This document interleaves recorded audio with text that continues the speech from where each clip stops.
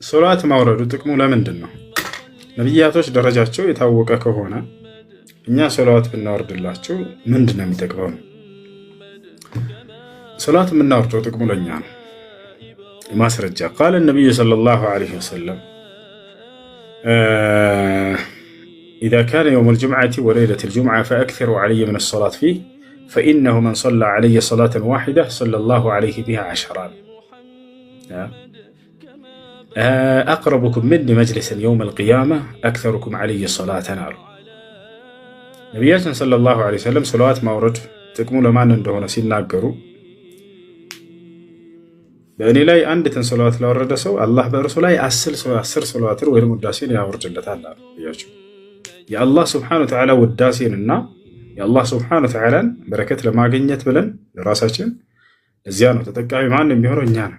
እኛ ሰለዋት አወረድን አላወረድን ነብዩ ሰለላሁ ዐለይሂ ወሰለም የሚጨምርባቸው የሚቀንስላቸው ነገር የለም። ነገር ግን ያ ነገር በሌላ ሐዲስ ራሱ ጥቅሙ ለእኛ እንደሆነ ሲናገሩ ምን አሉ?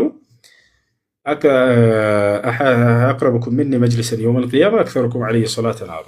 ከሁላችሁም በላይ የትንሣኤ ቀን ለእኔ ቅርብ የሆነ ቦታና ደረጃ ላይ የሚቀመጠው በእኔ ላይ አብዝቶ ሰላት ያወረደ ሰው ነው አሉ። አያችሁ አይደል? ስለዚህ የትንሣኤ ቀን ከእርሳቸው ቅርብ ሆኖ መገኘት ለእኛ ትልቅ የሆነ ጸጋ ነው። ገብታችኋል? የእርሳቸው ደረጃ ከማንም ከፍጥረት በላይ ላቅ ያለ ደረጃ ነው።